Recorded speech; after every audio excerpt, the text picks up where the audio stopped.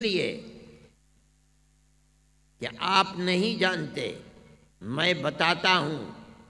کہ جیسے جیسے آزادی کا وقت قریب آتا ہوا نظر آتا تھا، ہمارے بزرگ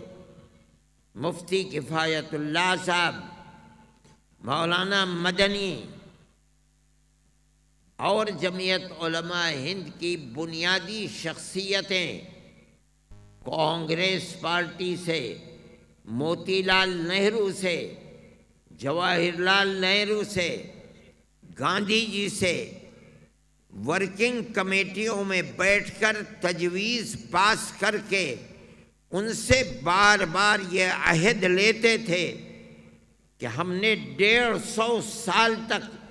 اس ملک کی آزادی کے لیے لاکھوں اپنے سپوتوں کو قربان کر دیا ہے، ہم سے یہ وعدہ کرو کہ ملک آزاد ہوگا تو اس کا دستور سیکولر دستور بنے گا،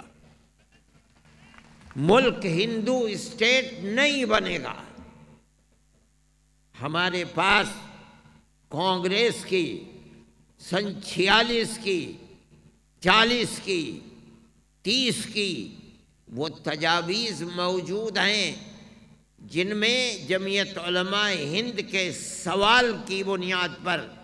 کانگریس پارٹی اپنی ورکنگ کمیٹیوں کے اندر تجویز لکھ کر ہمیں اطمینان دلاتی ہے کہ جب ملک آزاد ہوگا تو ملک کا دستور سیکولر دستور بنے گا، مسلمانوں کی زبان، مسلمانوں کا کلچر، مسلمانوں کے مدرسے، مسلمانوں کی مسجدیں، مسلمانوں کا دین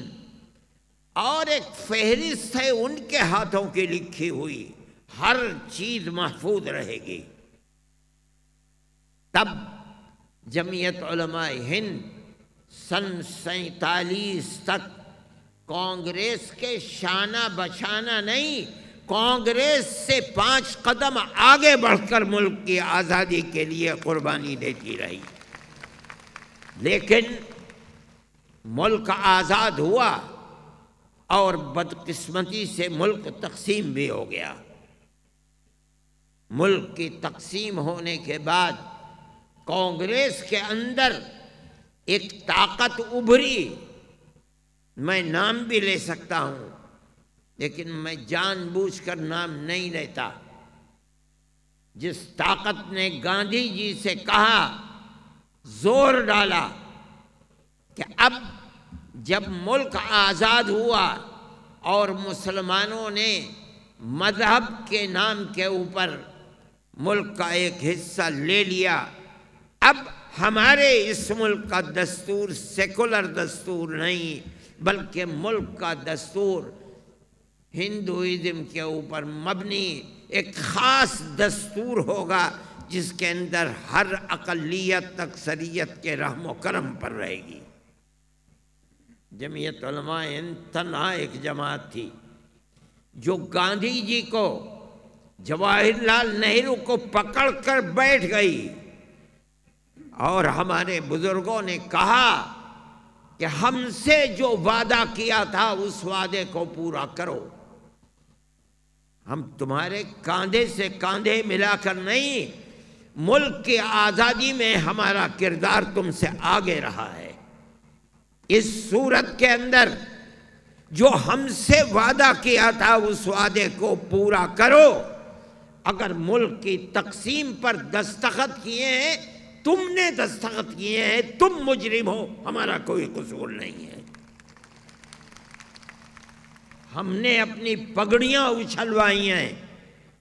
اپنی ٹوپیوں کو جوتوں کے نیچے رونتے ہوئے دیکھا ہے، ہم سے ہمارے بھائی کہتے تھے کہ تم ہندوؤں کے پٹھو ہو، تم پاکستان کے مخالف ہو،